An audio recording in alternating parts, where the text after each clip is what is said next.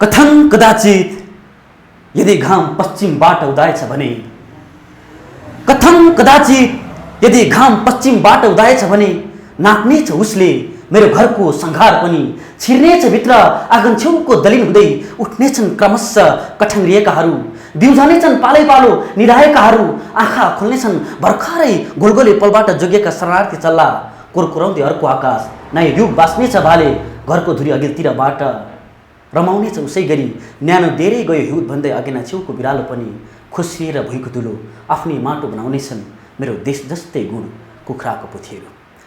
नमस्कार, म उत्तम लिम्बू।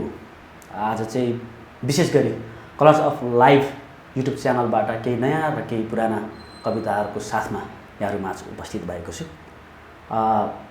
सबैभन्दा पहिलोपटक मैले वाचन गर्ने कविताको नाम हो मुलुक कहिले फर्किन्छ यस्तोले। त आफैले बनाई छोडी हिँडेको घङ्गरुको लौरी टेकेर चिल हिँड्न सक्दैनन् आमाहरू, आमालाई त चाहिएको छ।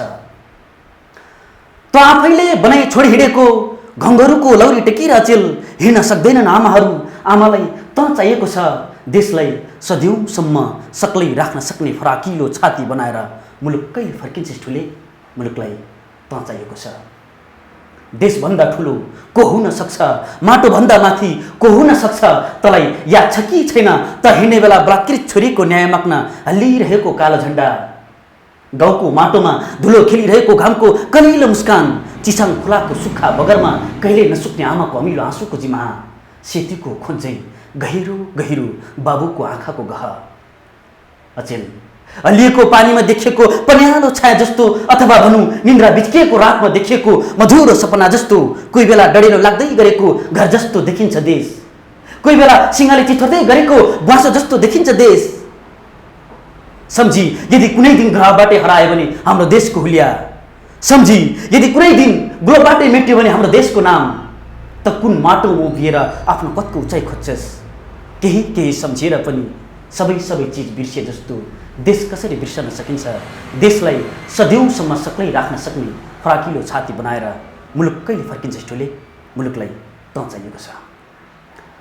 मैले यो दोस्रो कविताको रूपमा पुछारे कान्छा शीर्षकको कविता वाचन गर्छु। पुछारे कान्छा। उहिले उहिले धेरै वर्ष पहिले रिठाको भारी बोकेर तल लेटाङ बजार जाँदा 32 जुरेको कुनै भन्ज्याङमा जाँड बेच्दै गरेकी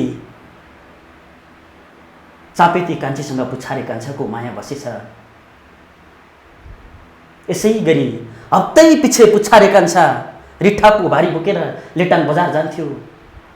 पुछारे कान्छा र चापेती कान्छीको माया पनि पारी टोखा पाखाको भोर्लाको झाङ जस्तै झाँगिँदै झाँगिँदै गएछ। मलाई अझै ताजा सम्झना छ, धेरै वर्ष पहिले चापेती कान्छीले पुछारेको कान्छाको नाममा लेखी पठाएको चिठीको अंश। सोल्टी राजा, जाँड छिप्पेको थाहा पाउनेले जवन छिप्पेको कहिल्यै थाहा पाउनु भएन, जाँड अमिलो भएको थाहा पाउनेले मन अमिलो भएको कहिल्यै थाहा पाउनु भएन। माथि उल्लेखित चिठीको सानो अंश छोडेर पुछारे कान्छी तमर पारी छत्तरको कुनै गाउँमा फाचा हिँडेछ। पुछारे कान्छा अझै पनि गाउँमै जाँड खाएर गाउँदै गाउँदै हिँडिरहेछ। सोल्टिनीको मायाले लौन सतायो। धन्यवाद। अर्को कविता वाचन गर्छु। अर्को कविता तर तिमी आएनौ शीर्षकको कविता वाचन गर्छु। नुन किन्नु भनेर मधेस झरेको चङ्गुलाल कहिल्यै आफ्नो गाउँ फर्किएन। नुन किन्नु भनेर मधेस झरेको चङ्गुलाल कहिल्यै आफ्नो गाउँ फर्किएन। हेडमास्टरको थप्पड खाएर सहर पसेको बुद्धिस्वरू कहिल्यै आफ्नो आँगन टेकेन। कोही जुवामा पैसा हारेर बरालिएको छविलाल कहिल्यै आफ्नो आँगन टेकेन। कोही जोद्धा जोद्धैको घरबारी छोडेर बेखबर भए, कोही पोद्दा पोदैको पिँढी छोडेर बेपत्ता भए। तिमी उज्यालो किन्नु गएको भन्ठानेर कुनै गुनासो गरिनन् छोरीले, तिमी न्यानो लिन गएको भन्ठानेर कुनै चित्त दुखाएन छोराले। छोरीले कपुरी क लेख्न जानिन्, छोराले लयमा राष्ट्रिय गान गाउन सक्छ। प्यारो दिलको राजा कहाँ बत्लिन्छ र गाउँको माया, तिमीले छोडी हिँडे जस्तै छ आँगनको च्वाको फुल। कहाँ बत्लिन्छ र माटोको माया, तिमीले छोडी हिँडे जस्तै छ मिक्लाजुङ पहाड। कहाँ बत्लिन्छ र देशको माया, तिमीले छोडी हिँडे जस्तै छ देशको रातो झन्डा। रहर मेरो पनि थियो, सपना मेरो पनि थियो, मलाई पनि तिम्रो हात समाउँदै समाउँदै भैँसेघाटको डुङ्गा तरेर माइत जाने मन नभएको कहाँ हो र। पखेराको डिलमा उभिएको छतिवनको छायामा बसेर तिम्रो काखमा निदाउने मन नभएको कहाँ हो र। प्यारो दिलको राजा उसरी नै फुल्छ खनिबारीमा गुइलोको फुल, उसरी नै बनाउँछ धैर्यको रूपमा धोबी चराले गुडु, उसरी नै सुसाउँछ घरमुनतिरको लाङ्गर्चे खोला, उसरी नै उदाउँछ घरको दलिनबाट घाम, उसरी नै मुस्कुराउँछ छिडीभरि जुन। तर कहिल्यै उसरी नै मुस्कुराइनन् तिमी गएपछि, तिमी आउने बाटो पर्खिरहेथे आमा। धन्यवाद।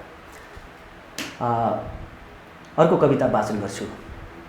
किमजोङ मामालाई शीर्षकको कविता छ। किमजोङ मामालाई।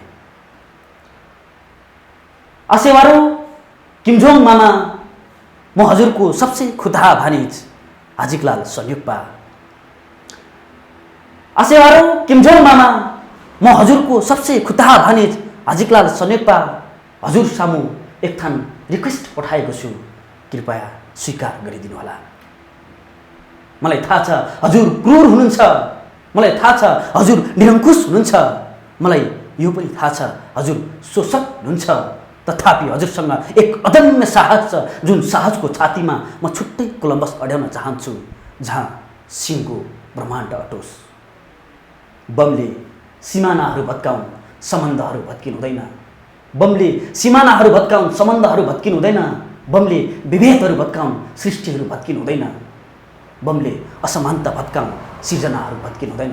कतै छोड्नु अगाडि हत्केलाको त्यो शक्तिशाली बम मलाई खबर गर्नुहोला। मसँग केही जुर पृथक मास्टर प्लानहरू छन्। धन्यवाद। अर्को कविता वाचन गर्छु। यो चाहिँ चरीमाया किराती शीर्षकको कविता र यो कविता भन्नुभन्दा अगाडि अलिकति यो कविता मैले कसरी सिर्जना गरेँ भन्ने कुरालाई थोरै राख्छु। खासमा मैले भोगेको, मैले देखेको, म बसेको समुदाय, म हुर्केको समुदायमा चाहिँ कस्तो हुन्छ भने अब जस्तो हाम्रो समुदायमा चाहिँ अब बुढा जस्तो लोग्ने स्वास्नीको झगडाहरू धेरै देखिन्छ कि। जस्तो धेरै जसो अब लोग्नेहरू चाहिँ अलिकति अब घरमा आफ्नो व्यवहारिक कुराहरू भन्दा पनि अन्यत्रैतिर अब भुलिरहेका हुन्छन्। अब जस्तो लोग्नेहरू मातेर घर फर्किने जुन चलन परापूर्वकालदेखि हाम्रो समुदायमा छ, र घरमा आएर अब स्वास्नी कुट्ने, स्वास्नीसँग झगडा गर्ने, होइन, नाना थरीका कुराहरू घटनाहरू घटिरहेका हुन्छन्। यो चाहिँ स्वयं मैले भोगेको कथा, मैले देखेको कथा। जस्तो चरीमाया किराँती भन्ने जो पात्र छ, त्यो पात्र चाहिँ मेरै गाउँको एउटा जीवित पात्र हुनुहुन्छ, अझै पनि हुनुहुन्छ। त्यो चाहिँ अब कस्तो हुन्छ भने चरीमाया किराँतीलाई चाहिँ आफ्नो श्रीमानले, आफ्नो लोग्नेले चाहिँ तपाईँको मध्यरातमा आएर चरीमाया किराँतीलाई अब झगडा गर्छ, चरीमाया किराँतीसँग झगडा गर्छ, चरीमाया किराँतीलाई कुट्छ, होइन। त्यस पछाडि को अवस्थालाई मैले चाहिँ चरीमाया किराँतीको अवस्थालाई चाहिँ मैले उतारेको छु यो चरीमाया किराँती। यसमा चाहिँ मैले पहिले एउटा सानो एउटा स्क्रिप्ट पनि लेखेको थिएँ। साथीहरूले सानो एउटा डकुमेन्ट्री जस्तो खिचौँ भनेर, एउटा के अरे सर्ट मुभी जस्तो खिचौँ भनेर गरेको थियो। त्यो स्क्रिप्ट अहिले मसँग चाहिँ छैन, होइन। साथीहरूले लगाएका छन् यसको बारेमा थोरै। यो चाहिँ एउटा कथाको सारांश हो। म चाहिँ यसलाई कविता भन्ने एउटा कथाको सारांश हुन्छु। चरीमाया किराँती। जाँडखाको झोकमा हर्कलाल याक्थुङबाले, जाँडखाको झोकमा हर्कलाल याक्थुङबाले मध्यरातमा स्वास्नी कुटेर लखेटेपछि घरबाट सखारै माइत भागेकी चरीमाया किराँती बाटो छेउको घुम्ती पसल पुगेर सम्झिन् के जिन्दगी भागदौड हो। कहिले चर्को घाममा लुमाङदिन उकालो हिँडिन्, कहिले असारको झरीमा ज्यामिरी ओह्रालो झरिन्। घरि जीवनको गीतसँग गुनगुनाइन्, घरि भाग्यको रितसँग मुरमुराइन्। हिँड्दा हिँड्दै साँझ पर्यो, अस्ताए घामहरू, फर्किए चराहरू आफ्नै गुणमा। थकित खेतालाहरू थकानको भारी बोकेर आम्बोटे उकालो चढे। चरीमाया किराँती सुम्लोमाथि कुम्लो बोकेर नागडाँडा माथिको सुपारी बरमा एक्लै फतफताइन् के जिन्दगी हिँड्दा हिँड्दै नपुगिने अधुरो यात्रा हो। धन्यवाद। अर्को कविता छ, म कवि भएँ, म कसरी कवि भएँ, म किन कवि भएँ भन्ने कुरालाई थोरै यसको एउटा सारांशमा मैले भन्न खोजेको छु। यही कविता वाचन गर्छु। डुम्रीलाङको भस्मे फाडेर जुनेलो छर्दा हप्ता दिन भुक्कै बसेको कथा सुनाउनुहुन्थ्यो बुवा। म खुसी हुँदै सुन्थेँ, आज सम्झिन्छु म खुसी हुँदा बुवा कति दुखी हुनुहुन्थ्यो। डुम्रीलाङको भस्मे फाडेर जुनेलो छर्दा हप्ता दिन भुक्कै बसेको कथा सुनाउनुहुन्थ्यो बुवा। म खुसी हुँदै सुन्थेँ, आज सम्झिन्छु म खुसी हुँदा बुवा कति दुखी हुनुहुन्थ्यो। दसैँ आउँथ्यो, दसैँ आउनु फगत मेरो लागि दसैँ आउनु मात्र थिएन। दसैँ आउँथ्यो, दसैँ आउनु फगत मेरो लागि दसैँ आउनु मात्र थिएन। धानको भात खान पाउनु पनि थियो। आमाले आफ्नो लात जाति र तिहारमा नयाँ स्कुलको ड्रेस किनिदिनुहुन्थ्यो। म संसारकै खुसी हुन्थेँ। आज सम्झिन्छु म संसारकै खुसी हुँदा आमा कति दुखी हुनुहुन्थ्यो। बिर्सिदिएँ ओख्रेबाट नुन बोकेर ल्याउँदा। छरुवा बढेपछि म बगर भएको बिर्सिदिएँ, यानि कि म किनार भएको बिर्सिदिएँ। सम्झिनु पर्ने पनि बिर्सिदिएँ, बिर्सनु पर्ने पनि बिर्सिदिएँ। सबै बिर्सिसकेपछि नबिर्सिएको एउटा समय। बेला बखत बिनाजुको घरबाट दिदी माइता हुनुहुन्थ्यो र घर फर्कने बेलामा आमासँग दुखे समुद्र आँसु खसाल्नुहुन्थ्यो। त्यही आँसुको अर्थ खोज्न यतिका साल पछाडि म कवि भएको छु। मलाई चाहिँ अब कस्तो लाग्छ भने कविता चाहिँ मैले लेखिरहेको कविता जस्तो मैले कविता नलेख्नु हुँदो हो भने यति बेला मैले आफ्नो मान्छे हुनुको अर्थ पनि गुमाइसकेको हुन्थ्यो होला जस्तो लाग्छ कि। जस्तो मेरो एउटा टर्निङ पोइन्ट छ। जस्तो म स्कुल स्तरमा पढ्दै गर्दाखेरि, म कक्षा 7सम्म पढ्दै गर्दाखेरि म अर्कै क्यारेक्टरको मान्छे थिएँ क्या। जस्तो अहिले जुन क्यारेक्टरमा छु त्योभन्दा धेरै भिन्न, धेरै फरक।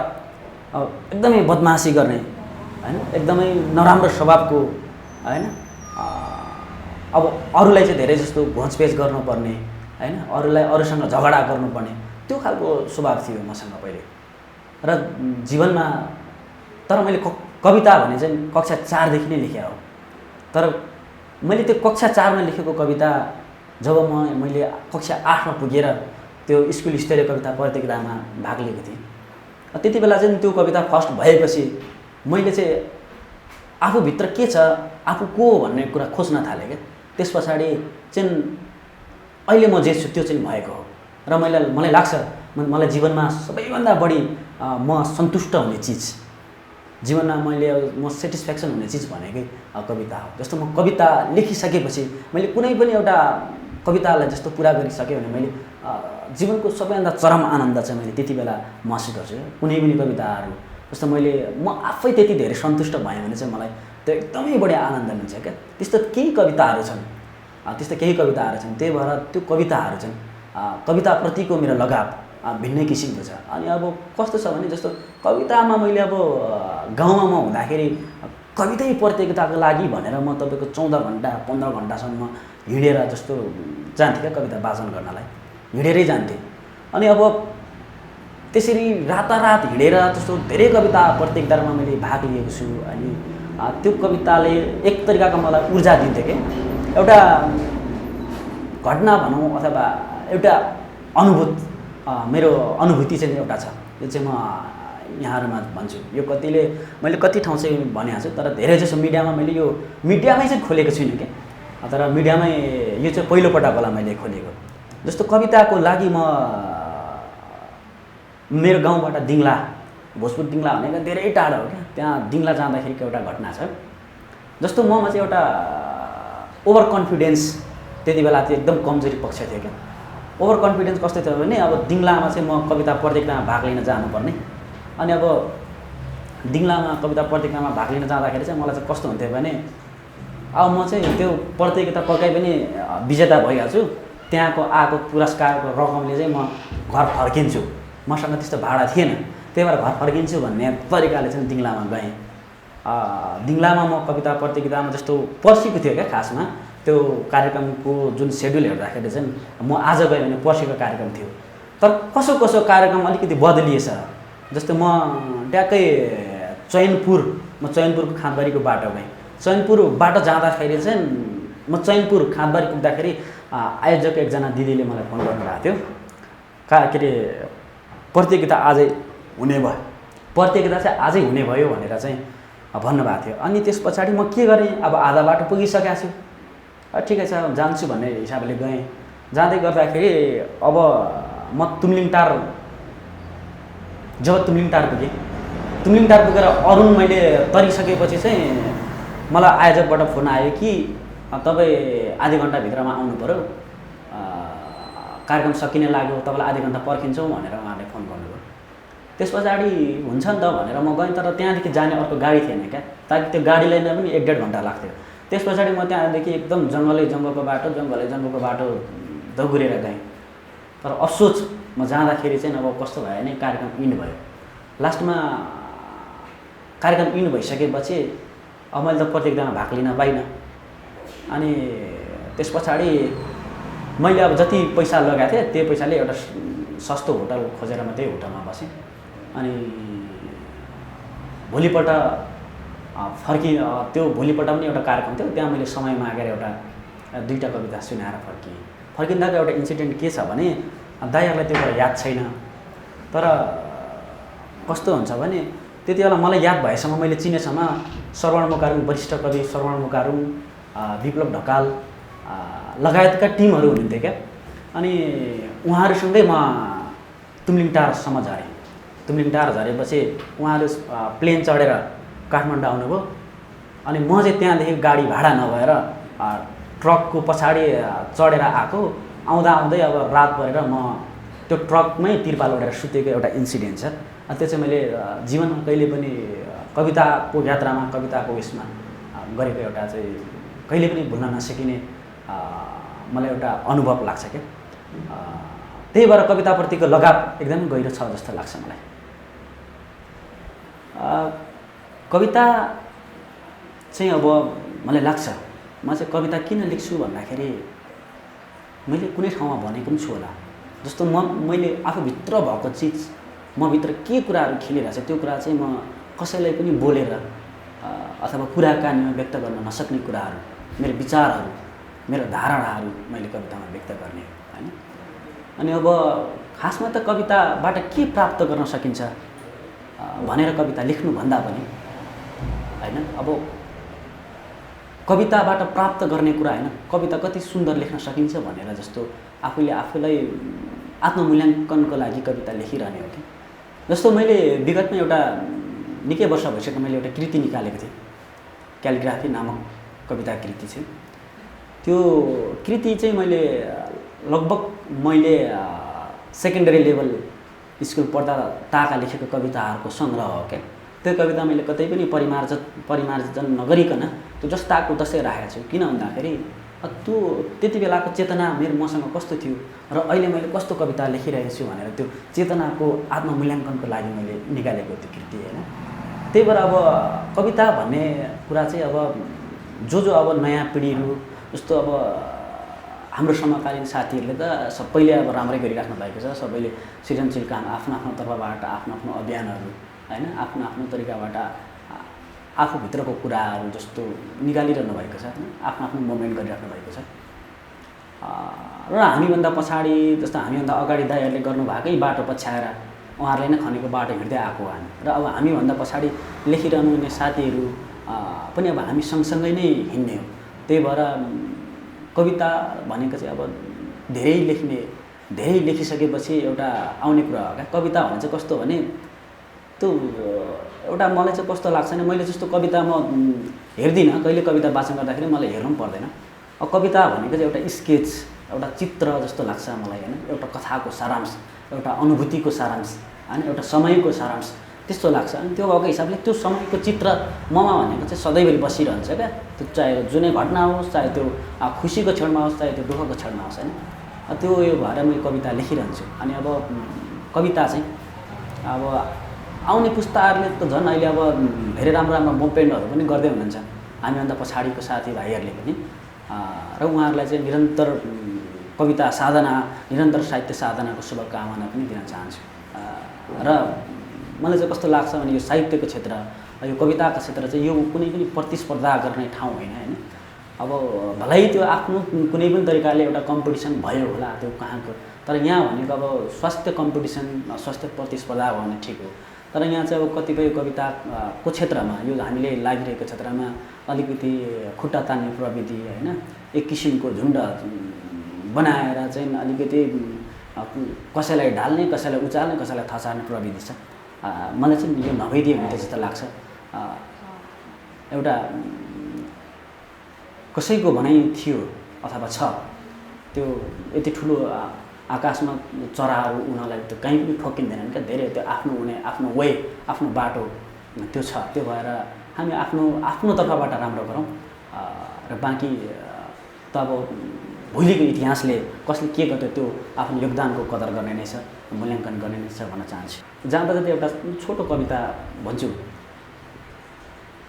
धेरै नहाँसे पनि एउटै मुस्कानमा संसार जगमगाउन सक्ने तिमी जस्तै सुन्दरीहरू नहुन पनि सक्छ जुन माया धेरै नहाँसे पनि एउटै मुस्कानमा संसार जगमगाउन सक्ने तिमी जस्तै सुन्दरीहरू नहुन पनि सक्छ जुन माया खप्परमा आफ्नो मृत्यु बोकेर मनको विशाल आकार बोक्न सक्ने तिमी जस्तै हिमालहरू नहुन पनि सक्छ जुन माया धेरै नहाँसे पनि एउटै मुस्कानमा संसार जगमगाउन सक्ने तिमी जस्तै सुन्दरीहरू नहुन पनि सक्छ जुन माया धन्यवाद।